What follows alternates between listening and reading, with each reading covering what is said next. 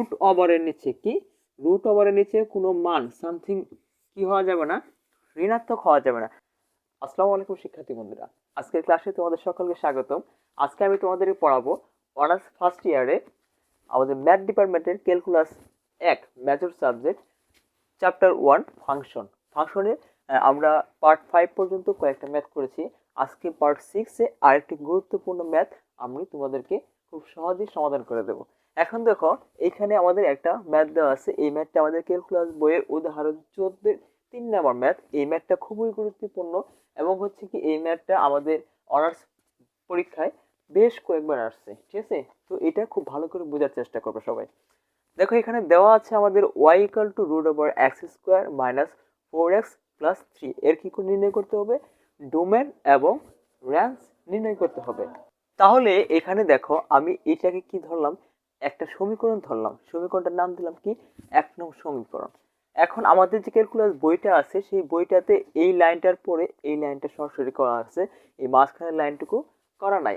আমি তোমাদেরকে বোঝানোর স্বার্থে লাইনগুলো খুব ভেঙে ভেঙে অঙ্কটা করে দিছি এবং খুব সহজভাবে করে দেওয়ার চেষ্টা করছি। আর তোমরা যারা পারো, ম্যাথটা পারো এবং যারা বোঝো, তারা যদি স্কিপ করো, সরাসরি এই লাইন থেকে এই লাইন লিখতে পারো, তাহলে তোমাদের ম্যাথ হবে এবং তোমরা ফুল মার্ক পাবা ইনশাল্লাহ।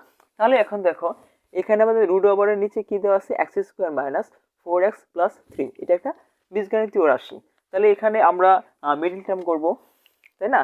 আমরা ক্লাস 9 মিডল টার্ম করছি। এখন দেখো, এখানে আমাদের কি আছে? একটা চলে গেছে 3 আছে আর এখানে গেছে 4x।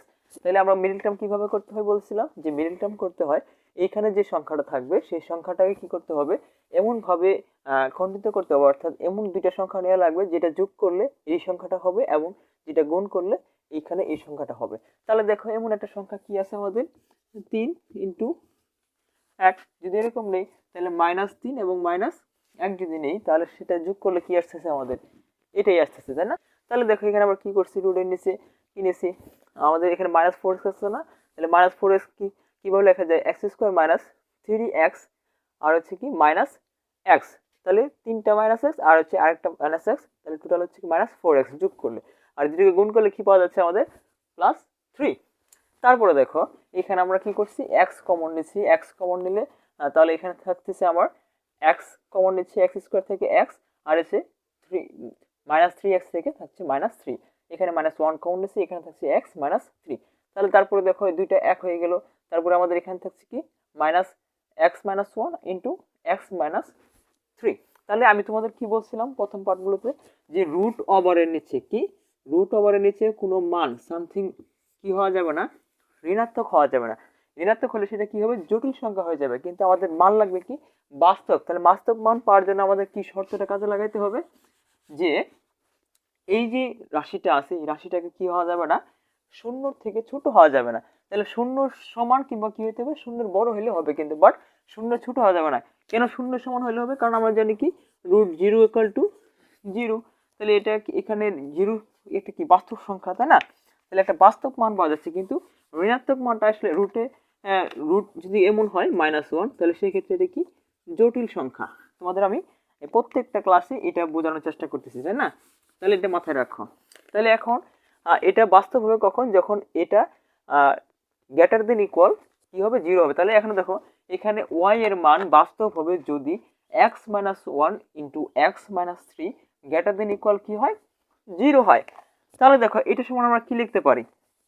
দেখো, এই এক্সটাকে এই অসমতার ওই পাশে বার করে দিতে, এখানে কি আছে আমাদের, মাইনাস আছে, এখানে আছে প্লাস। তাহলে এক্স লেস দেন ইকুয়াল কি 1, বা আমরা এখানে দেখো এটাকে অসমতার ওই পাশে বার করে দিছি, তাহলে দিচ্ছি এক্স গ্রেটার দেন ইকুয়াল 3। তাহলে এখন আমাদের ডোমেন কি হবে? আমি তোমাদের আগের ক্লাসে বলছিলাম কি ডোমেন হবে কি, এই যে আমাদের দুইটা সংখ্যা আছে না, 1 এবং 3, এটা আমাদের খেয়াল রাখতে, যে দুইটা সংখ্যা থাকবে সেই দুইটা সংখ্যার ছোটটার নিচের দিকে, ছোটটা সহ ছোটটার থেকে ছোট দিকে ইনফিনিটি পর্যন্ত, আর বড়টা থেকে বড়টা সহ বড়টার দিকে কি হবে, ইনফিনিটি পর্যন্ত। তাহলে দেখো, আমরা এখানে কি পাচ্ছি, domain df equal to x সাজেট x less than equal 1, অর্থাৎ লেস দেন ইকুয়াল কেন বললাম, যে 1 এর সমান কিংবা 1 এর থেকে ছোট যে কোনো সংখ্যা হতে পারে। আর হচ্ছে কি এখানে কি ইউনিয়ন হচ্ছে x সাজেট x greater than equal 3। তাহলে এই মানটা তোমাদের আমি এর আগেও প্রমাণ করে দেখাচ্ছি। তাহলে দেখো এখানে এখন আমরা কি পাচ্ছি, তাহলে এক্স হাজেড এক্স যেহেতু 1 এর থেকে কি হবে, ছোট হবে। 1 সীমাবদ্ধ মান কি আমাদের 1 না, 1 এর থেকে ছোট কি আছে মাইনাস ইনফিনিটি পর্যন্ত, তাই না? অসীম, বাস্তব সংখ্যা আছে অসীম, তাহলে এখানে কি আছে মাইনাস ইনফিনিটি কমা 1। আর যেহেতু এটা সীমাবদ্ধ মান সেজন্য এখানে কি দিয়েছি আমরা, থার্ড ব্র্যাকেট দিয়ে দিছি। আর এই ক্ষেত্রে ইউনিয়ন হচ্ছে কি, তারপরে এখানে 3 আছে, 3 হচ্ছে সীমাবদ্ধ মান। এই সীমাবদ্ধ মানটাকে আমরা আগে লিখছি এবং থার্ড ব্র্যাকেট দিয়ে আবদ্ধ করে দিয়েছি, এবং তারপরে ধনাত্মক দিকে অসীম পর্যন্ত কি আছে ইনফিনিটি। আশা করি ডোমেনটা তোমরা সকলেই বুঝতে পারছো। এখন তারপরে দেখো কি করতে হবে, আমাদের রেঞ্জটা নির্ণয় করতে হবে। তো রেঞ্জের ক্ষেত্রে দেখো 1 নঙে এই যে এটাই বলছিলাম কি, ওয়াই এর মানটা যে আছে আমি তোমাদের আগেই বলে দিয়েছি, তাই না, যে ওয়াই এর মান কি হওয়া যাবে না, কখনো ঋণাত্মক হওয়া যাবে না। দেখো এখানে কি লাগছে, 1 নঙে ওয়াই এর মান সর্বদা কি হবে, ধনাত্মক হবে বা শূন্য হবে, অর্থাৎ ধনাত্মক হইতে পারবে, শূন্য হইতে পারবে, বাট ঋণাত্মক হইতে পারবে না। তাহলে দেখো এখানে আমরা ওয়াই ইকুয়াল টু কি লিখতে পারি, দেখো এখানেও তারা শর্টকাট, আমাদের বইয়ে যারা বই, আমাদের যে ক্যালকুলাস বই আছে সেখানে শর্টকাটে লেখা আছে আর কি, অল্প কথায় লেখা আছে, মানে 1 লাইন থেকে 2 লাইন স্কিপ করে 3 নম্বর লাইন লিখছে, বাট এটা আমরা সকলে বুঝতে পারি না, আমি সকলে বোঝার জন্য মানে বিস্তারিত ভাবে লিখছি। দেখো তাহলে এখানে দেখো y ইকুয়াল টু কি আছে, root over X square minus 4x plus 3। তাহলে দেখো আমি উভয় পক্ষকে কি করলাম, বর্গ করে দিলাম, এটাকে বর্গ করে দিলাম, এটাকেও কি করলাম, বর্গ করে দিলাম। তাহলে বর্গ করে দিলে এখানে কি আছে, y স্কোয়ার আসতেছে, আর এখানে বর্গ করলে কি হবে, স্কোয়ার আর রুট কি যাচ্ছে, কাটা যাচ্ছে, থাকছে কি আমাদের x square minus 4x plus 3। তারপরে দেখো বা এক্স স্কোয়ার, আমি এই ওয়াই স্কোয়ারটাকে এটা এই পাশে পার করে দিচ্ছি। দেখো তাহলে কি হচ্ছে, আমাদের এইখানে প্লাস আছে, এখানে কি হবে মাইনাস হবে। তাহলে এটা সমান কি লেখা যায়, X square minus 4x plus 3 minus Y square equal to কি 0। তাহলে এখন দেখো এখানে x এর মান বাস্তব এবং সংজ্ঞায়িত হবে যদি নিশ্চয়ক, আমরা নিশ্চয়ক পড়েছিলাম না, যে আমি তোমাদের নিশ্চয়কের বুঝেছিলাম যে ডি যদি শূন্যর থেকে শূন্য সমান হয় তাহলে মান মূলগুলো হবে বাস্তব, আর ডি যদি শূন্যর থেকে বড় হয় তবে বাস্তব হবে, বাস্তব বাস্তব এবং কি অসমান। আর যদি ডি যদি তোমার শূন্য থেকে ছোট হয় সেক্ষেত্রে কি মানগুলো কি হবে, জটিল এবং অবাস্তব। ঠিক আছে, তাহলে আশা করি তোমরা নিশ্চয় একটা বুঝো, তাই না? তাহলে এখন আমাদের এখানে বুঝতে হবে যে এই যে রাশিটা আছে, এই রাশির মানের যে নিশ্চয়কের মানটা আছে, এই নিশ্চয়কের মানটা কি হইতে হবে, শূন্যর থেকে বড় হইতে হবে, এবং কি এই ওয়াই কি not less then, does not less than 0, অর্থাৎ ওয়াই এর মান কি 0 থেকে ছোট হওয়া যাবে না। তাহলে এখানে আমাদের দুইটা শর্ত ফিল আপ করতে হবে। তাহলে দেখো নিশ্চয়কের একটা সূত্র আছে কি, বি স্কোয়ার মাইনাস 4ac, ঠিক আছে। তাহলে দেখো এখানে আমাদের এ বি সি কিছুই দেওয়া নাই, তাহলে এখানে এক্স স্কোয়ার সহগকে যদি আমরা এ মনে করি, এক্স এর সহগকে যদি আমরা বি মনে করি, আর এই পদটাকে আমরা কি মনে করলাম, সি মনে করলাম, তাহলে আমরা এই সূত্রটা এখানে অ্যাপ্লাই করে দেখি। দেখো বি স্কোয়ার মানে কি, এই যে -4, এই -4 কি হচ্ছে স্কোয়ার, মাইনাস সূত্রের 4 ইন্টু 1, এই 1 হচ্ছে কি এক্স স্কোয়ারের সহগ, তারপর হচ্ছে কি আমাদের সি, এই সি হচ্ছে টোটাল যে পদটা আছে এইটুকু, এটাকে আমরা সি ধরে নিচ্ছি। তাহলে হচ্ছে কি 3 minus Y square greater than equal 0, এবং যেখানে কি হচ্ছে Y does not less than 0। তারপরে দেখো বা 4 4 16 স্কোয়ার করে দিলাম নাকি, তারপর 4 একে 4। এখন দেখো এটাকে দিয়ে কি করতে হবে, এটাকে ব্র্যাকেটটাকে গুণ করে দিবে।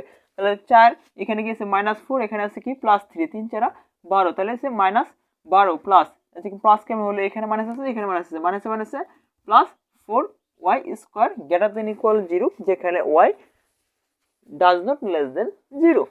তারপরে দেখো এখানে আমরা কি লিখতে পারি, 16 থেকে 12 চলে গেলে থাকলো হচ্ছে 4, তারপর হচ্ছে +4 Y square greater than equal 0, যেখানে Y does not less than 0। তাহলে এইভাবে আমরা কি কাজটা করে আসছি। তাহলে এখন দেখো এই যে ওয়াই যখন কি হবে, এই 0 বড় কিংবা 0 সমান হবে, যা উভয় অসমতার জন্য কি সত্য। এখন এই ওয়াই এর মানটা যদি সবসময় কি হয়, 0 সমান কিংবা 0 বড় হয়, তাহলে এই দুইটা অসমতাই সত্য হচ্ছে না, হ্যাঁ সত্য হচ্ছে।